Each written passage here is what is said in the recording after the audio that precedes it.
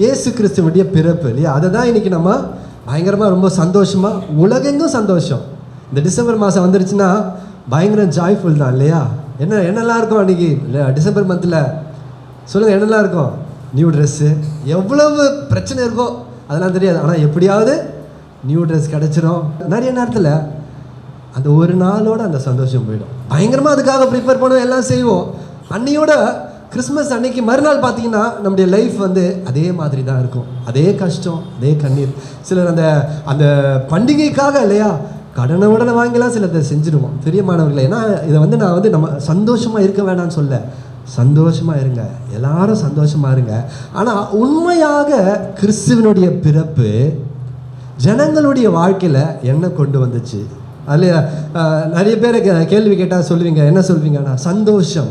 ஏன்னா பைபிள் அதான் சொல்லுது, உலகெங்கும் மிகுந்த சந்தோஷம். ஏசப்பா பிறந்த உடனே உலகெங்கும் சந்தோஷம், தூதர்கள் வந்து சொல்கிறாங்க மிகுந்த சந்தோஷம் அப்படின்னு சொல்லிட்டு. ரெண்டாவது சமாதானம். அப்போ யோசிச்சு பார்த்தா கிறிஸ்து பிறந்துட்டாரு, அவர் மரித்து உயிரோடு எழுந்துட்டாரு, நம்ம அந்த பண்டிகையாகவே கொண்டாடுறோம். ஆனால் உண்மையிலேயே நமக்கு சந்தோஷமும் சமாதானமும் நம்முடைய வாழ்க்கையில் வந்துருச்சா? இருக்கா? நீங்கள் தான் சொல்லணும் இல்லையா? நிறைய நேரத்தில் இல்லை. அப்போது என்ன செஞ்சால் நம்முடைய வாழ்க்கையில் சந்தோஷம் சமாதானம் வரும் அப்படின்னா, இயேசு எதற்காக வந்தார், அவர் என்ன செஞ்சார், எதை மாற்றும்படியாய் வந்தார், அதை நாம் புரிந்து கொள்ளும் பொழுது பிரியமானவர்களே, நம்முடைய வாழ்க்கையில் நெருக்கம் இருக்கலாம், பிரச்சனை இருக்கலாம், எல்லாமே இருக்கலாம், ஆனால் அந்த சூழ்நிலையில் சமாதானம் இருக்கும். ஹல்லேலூயா.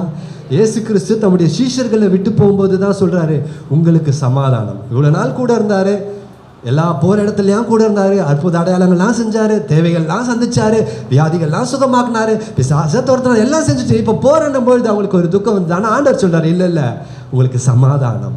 அப்போ ஆண்டவர் அந்த இடத்துல சூழ்நிலையை மாறாமையே ஒரு சமாதானத்தை குறித்து பேசுகிறார் இல்லையா? அதை தான் நம்ம இந்த நாளில் பார்க்க போகிறோம். எத்தனை பேருக்கு இருட்டுன்னா பிடிக்கும்? இப்போ இந்த இடத்துல லைட் ஆஃப் பண்ணால் தெரியும். இருட்டு அப்படின்னா எப்படி நம்ம வாழ்க்கையில் எப்படி இருக்குது? இருட்டு கரண்ட்டு போச்சுன்னா உடனே இல்லை, நம்ம ஃபோனை எதுக்கு எடுப்போம்?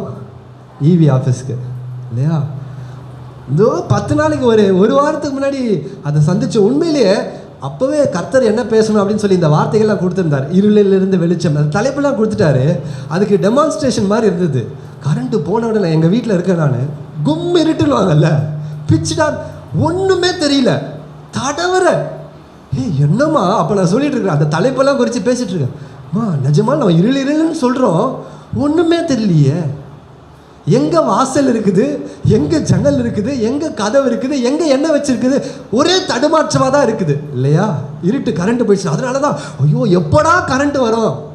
யாராவது இருட்டை விரும்புகிறவங்க யாரா இருக்கிறீங்களா? சிலருக்கு வந்து நைட்டில் தூங்கும் போது கூட இல்லை இருட்டு இருக்கக்கூடாது, சில டியூப் லைட்டை போட்டு தூங்க பயம், இருட்டுனாவே பயம். அப்போ இருட்டுனாவே அது ஒரு தனியாக அது ஒரு கேட்டகரியாக வந்துடுது இல்லை?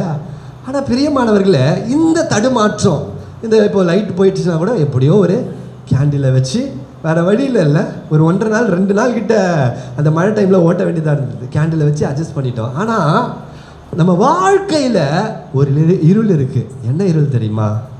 பாவ இருள், வியாதி என்கிற இருள், துயரம் என்கிற இருள், மரண இருள்.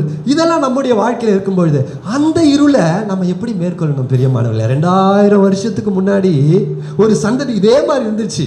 ஐயோ நாங்கள் இருளில் வாழ்ந்துட்டு இருக்கிறோமே. அந்த வசனத்தை நம்ம வாசினா ரொம்ப அழகாக இருக்கு. மத்தேயு 4வது அதிகாரம் 15வது வசனம். ஏன்னா இது பைபிள்லேருந்து நான் உங்களுக்கு எடுத்து சொல்கிறேன், அதற்காக தான் அதை நான் வாசிக்க சொல்கிறேன். மத்தேயு 4:15 வாசிங்க. இருளில் இருக்கும் ஜனங்கள் பெரிய வெளிச்சத்தை கண்டார்கள், மரண இருளின் திசையில் இருக்கிறவர்களுக்கு வெளிச்சம் உதித்தது. இங்க ஒரு ஜனங்களை குறித்து போட்டிருக்கு. இருளில் இருக்கிற ஜனங்க பெரிய வெளிச்சம், மரண இருளில் இருக்கிறவங்களுக்கு வெளிச்சம் உதித்தது. அப்போ அவங்க இருட்டில் இருந்தாங்கன்னா என்ன இருட்டை பற்றி பேசுதுன்னா, அவங்க வாழ்க்கையில் அடிமைத்தனம் என்கிற ஒரு இருளில் இருக்கிறாங்க. பாவம், சில சில சில பாவங்கள் எல்லாம் நம்மளால விட்டு வெளியே வர முடியாது, அந்த இருளில் இருக்கிறாங்க.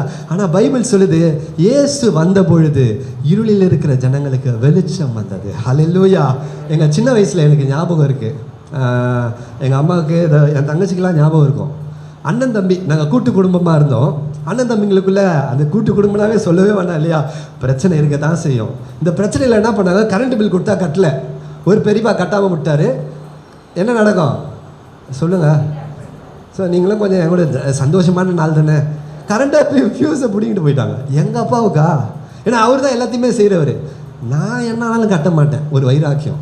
பிரியமானவர்களே, எத்தனை வருஷம் தெரியல, 2 வருஷமா 5 வருஷமா, நான் 2 வருஷம் 3 வருஷம் 5 வருஷம் படிக்கிற பிள்ளைங்க, நாங்கள் சின்ன பிள்ளைங்க, சிம்லி விளக்க வச்சு மனுஷன் வைராக்கியம் சில நேரத்தில் எப்படி இல்லை, 5 வருஷம் கரண்ட் இல்லாமல் இருந்தோம். நான் எதுக்காக இதை நான் சொல்கிறேன்னா, ஊரெங்கும் வெளிச்சம், என் பக்கத்து வீட்டில் டெய்லி லைட் எரியுது, டிவி ஓடுது, எல்லாம் ஓடுது. ஆனால் என் வீட்டில் 5 வருஷம் இருட்டாக இருக்குது. நான் சொல்கிறது உங்களுக்கு புரியும்னு நினைக்கிறேன். இன்னைக்கு இயேசு கிறிஸ்துவன்ற வெளிச்சம் கரண்ட் 2000 வருஷத்துக்கு முன்னாடி வந்துருச்சு. ஆனால் இன்னைக்கும் இல்லை, நம்ம நிறைய பேரில் அது புரியாமல் ஒன்றும் இல்லை.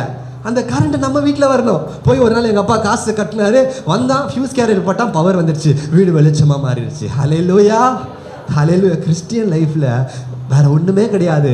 அதான் அவங்க சொன்னாங்க இல்லையா, இது மதமே கிடையாது, இது உறவு. ஹல்லேலூயா. இது ரிலிஜன் இல்லை, ரிலேஷன்ஷிப். ஒரு கடவுளோட அவங்க சொன்னாங்க இல்லையா, மருத்துவமனைக்கு போகிறோம் அப்படின்னா சில நேரத்தில் சொல்லுவோம், நீங்கள் இவரை வந்து பாருங்கள், ஐயோ ரொம்ப கைராசியான டாக்டர் தெரியுமா. அதை யார் சொல்கிறாங்கன்னு பார்ப்போம், அவங்க நம்பகமான ஆளான்னு பார்ப்போம். சரி, நம்ம முயற்சி பண்ணி பார்க்கலாம் அப்படின்னு முயற்சி பண்ணுவோம்ல. ஹல்லேலூயா. முதலாவது இயேசு கிறிஸ்துவினுடைய அந்த பிறப்பு இருள் அப்படின்னா என்ன தெரியுமா? வழி தெரியாது, எதிர்காலம் தெரியாது, எங்கே போகிறதுன்னு தெரியாது, என்ன பண்ணுறதுன்னு தெரியாது, எல்லாமே கேள்வியாக நிற்கும்.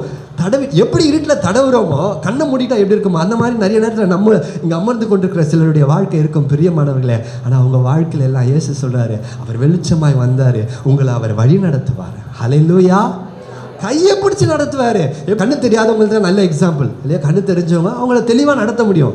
அந்த மாதிரி ஆண்டவர் நம்மளை கருத்தை பிடித்து நடத்துவார்.